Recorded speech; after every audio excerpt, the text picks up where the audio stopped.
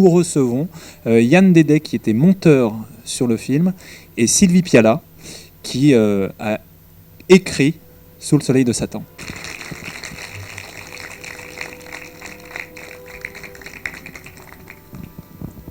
Bonsoir. Bonsoir.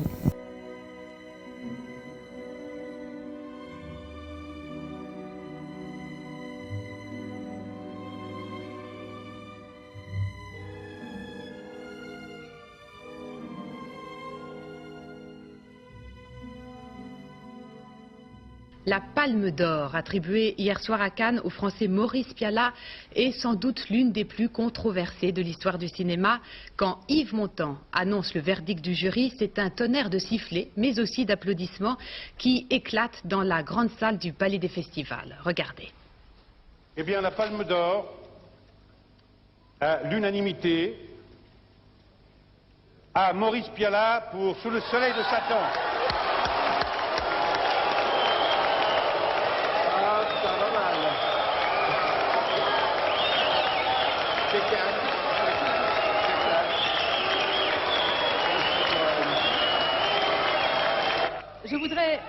Je voudrais vous demander d'écouter Maurice Pialat, parce que moi j'ai toujours été très frappée par l'intelligence et l'amour du cinéma qu'il a. Même si son film est très controversé ce soir, je vous demande de le laisser parler. Je ne vais pas faillir à ma réputation. Je suis surtout content ce soir pour tous les cris et les sifflets que vous m'adressez. Et si vous ne m'aimez pas, je peux vous dire que je ne vous aime pas non plus.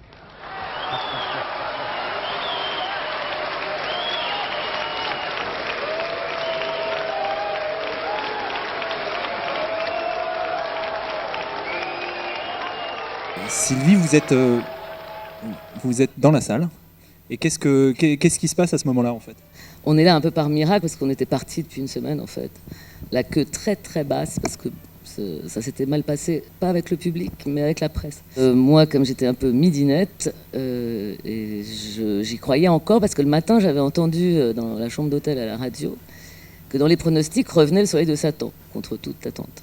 Et donc, à l'hôtel, évidemment, sans le dire à Maurice, pour pas entendre des choses à peu près de l'ordre de ce qu'il a dit aux gens à qui il parlait tout à l'heure, je donne le numéro de téléphone du restaurant à la réception de l'hôtel, parce que Claude Davy, qui était l'attaché de presse, savait quand même qu'on était dans cet hôtel. Voilà. Et pendant tout le déjeuner dans ce restaurant hyper connu de Bouillabaisse à Marseille, donc où le téléphone sonnait tout le temps pour des réservations, je faisais, chaque fois que le téléphone sonnait, ce qui fait que Maurice me dit « Mais t'as quoi avec le téléphone ?» Je dis « Bah rien ». Jusqu'au moment où le mec fait comme ça, alors où je fais comme ça, et où dit Pialat, je dis oui, cabine. J'arrive dans la cabine et il y avait Claude Davy hystérique au téléphone, en train de dire faut rentrer, faut revenir, faut ceci, faut cela. Et je dis oui, mais on a quoi alors? Et il me dit mais j'en sais rien, mais c'est gros. Bref, non mais c'est vrai qu'il en savait rien non plus. Et donc je retourne le plus calmement possible vers Maurice, je dis c'est Claude, il dit qu'il faudrait rentrer parce qu'on a. Enfin, il faudrait retourner à Cannes parce qu'on a un prix en fait. Et Maurice me dit, on a quoi? Je dis, il sait pas. Il dit, si c'est pour rechercher le prix d'interprétation pour Depardieu, ils peuvent se brosser. Ok. Bon, finalement, on rentre quand même. Et on arrive très ric-rac. Et là, nous, on arrive en voiture. Et il y a un CRS qui nous arrête et qui dit qu'il faut faire le tour. Et là, je vois Maurice qui lui dit, ah bah non. Il dit, mais si, monsieur, il faut faire le tour. Là, c'est l'entrée des marches et tout ça, il faut faire le tour. Et Maurice qui lui dit qu'il y a un truc qui ne ressemble pas du tout. Oui, mais moi, je viens chercher la Palme d'Or. Parce que et voilà, donc on est passé. Et enfin, je sais pas ce que le mec était très impressionné. Les sifflets, c'est contre quoi? C'est contre qui? Les sifflets, c'est contre... D'abord, tout le monde avait aimé Les Yeux Noirs. Et les sifflets, c'est contre... ils n'avaient pas aimé le film, quoi. Voilà. Enfin, je pense pas moins. La Dolce Vita, c'est... À côté, ça y a rien, hein. La Dolce Vita, quand ils ont la Palme d'Or, c'est une bronca, mais la salle, c'est dingue. Les réactions comme ça, il n'y en a pas eu beaucoup. Il y a eu Tarantino, on se souvient de Tarantino.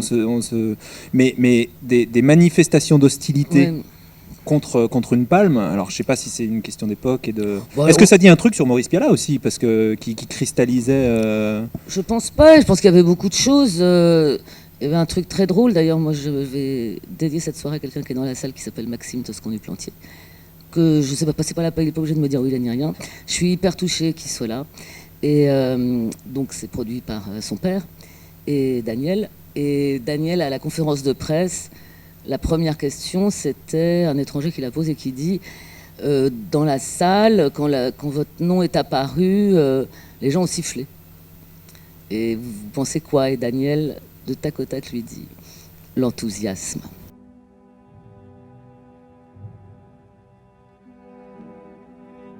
À l'époque,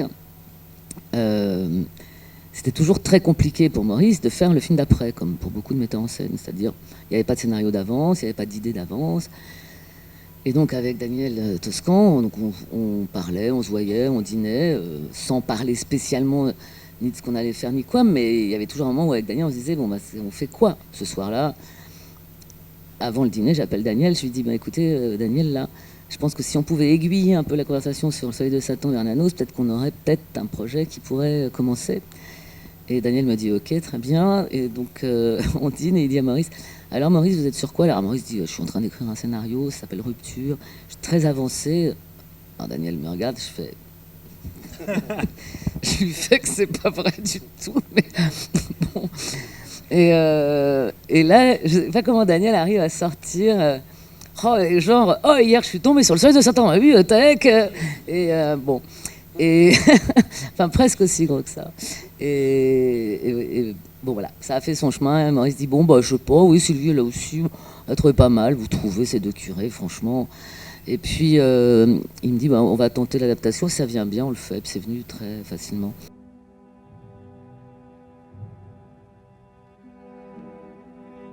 Il y a eu un moment où le film a failli complètement capoter. Là, je vais passer la parole à Yann.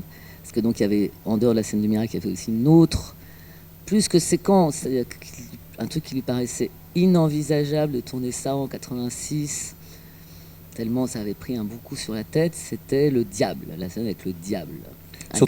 Surtout que, alors peut-être que Yann peut justement en parler, mais ce qui est intéressant dans la scène du diable, c'est que, enfin, sans trop... spoiler ou dévoiler, ça n'est pas comme dans le livre, pour le coup. Il y a un vrai travail d'adaptation. C'est-à-dire que dans le livre, il rencontre son double. Et là, il ne rencontre pas son double. Donc, comment s'est passée effectivement la scène du diable? Le baiser d'un ami. Ne t'effraie pas pour si peu. J'en ai baisé d'autres. Beaucoup d'autres. Tu veux que je te dise? Je vous baise tous. Et Maurice a dit à un moment, bon, où la séquence du diable marche, où on arrête le film. Voilà. Il a dit, je pense que le film peut s'arrêter parce que la scène importante qui ne peut pas ne pas être dans le film, c'est la scène du diable. Et ben, je peux vous dire qu'elle est bien ratée. Il a dit que c'était raté d'abord. Ah oui, c'est ça.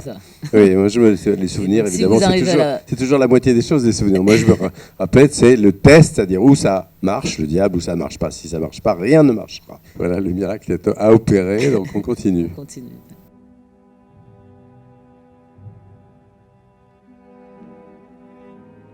Après Police, il y avait vraiment eu quelque chose entre eux et que, du coup, on sent bien, voilà, qu'ils sont ensemble, quoi. Maurice, s'il avait un acteur qui dit la messe avant de faire la messe, il s'ennuie. Si Maurice s'ennuie, on est un peu foutu sur un tournage. Donc, Maurice a toujours besoin qu'il y ait une espèce de non-ambiance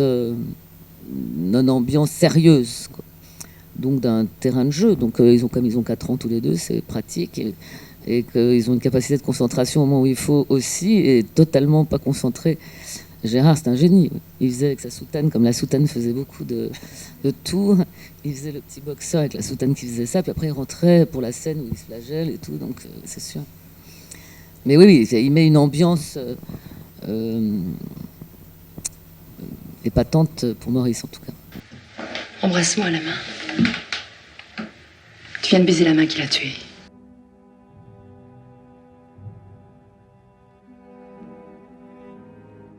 C'est Claude Berry qui jouait initialement la scène avec médecin, Mouchette, le docteur Gallet. Et puis on monte la séquence, et puis avec Sylvie encore une fois. Et puis voilà, je crois que Maurice la trouve un peu lourde, disons, quelque chose qui ne va pas. Même le rapport, non pas la qualité d'acteur de Claude Berry, mais sa personne en face de Sandrine, etc. Quelque chose qui... Voilà, quelque chose qui n'est pas ce qu'il souhaitait. On a failli d'ailleurs pas la tourner parce qu'il Et puis l'avant-dernier, la fête de fin de film, je crois, ou pratiquement à 2 jours de la fin du film, il dit bon, finalement, j'ai pas envie de rentrer à Paris, il n'y a qu'à tourner la scène avec 2D. On fait un jour je sais pas quoi, une quinzaine de prises, tout en plan large. On était grands comme ça dans l'écran, Sandrine et moi, mais un genre de répétition théâtrale. Et puis le lendemain, Maurice la retourne, mais en 11 plans, quoi, 7, 8, 9, 10, 11 plans, je ne sais plus exactement, dont un chant contre chant final, c'est-à-dire de façon très, très simple. Le plan général avait servi de rodage et pour voir si moi ça allait à peu près. Et puis ça a dû aller parce que première prise, le lendemain, il me dit qu'est-ce que tu as à gigoter comme ça? Alors je me calme un peu, etc. Deuxième prise, il me dit reste pas planté comme un piquet. À un moment aussi, il me dit mais qu'est-ce que tu as là, ça va plus, tu t'endors ou quoi? Je lui dis j'essaye d'écouter Sandrine. Il me dit imbécile, écoute-la. Voilà, c'était toutes des choses très très nettes comme ça qui font que il n'y a pas besoin d'expliciter les choses en long et en large. Ça, une bonne réplique cinglante, ça va mieux que toute explication.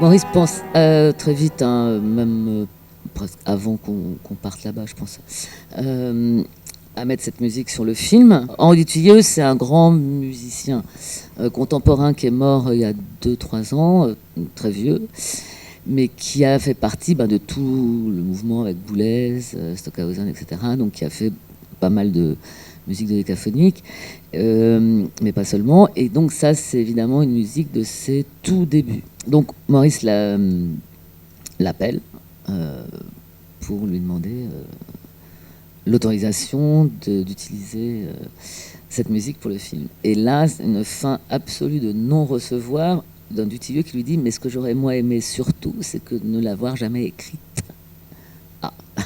Donc c'était le reniement absolu de toute cette période. Et donc on se retrouve quand même très mari. Et on tourne le film et on organise un dîner avec Dutilleux et donc on obtient qu'ils viennent voir le film. Et pour qu'ils comprennent que mettre une musique sur un film, c'est déjà pas la magnifier forcément, mais que c'est autre chose et que peut-être...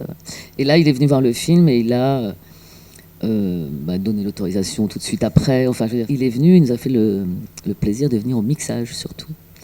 Et donc, voilà. Et donc, on a appris aussi, enfin, Yann sans doute pas, mais Maurice et moi, oui, qu'en fait, c'est compliqué aussi de couper du Dutilleux quand il est vivant et à côté de vous dans le truc, quoi. Je veux dire, non, mais là...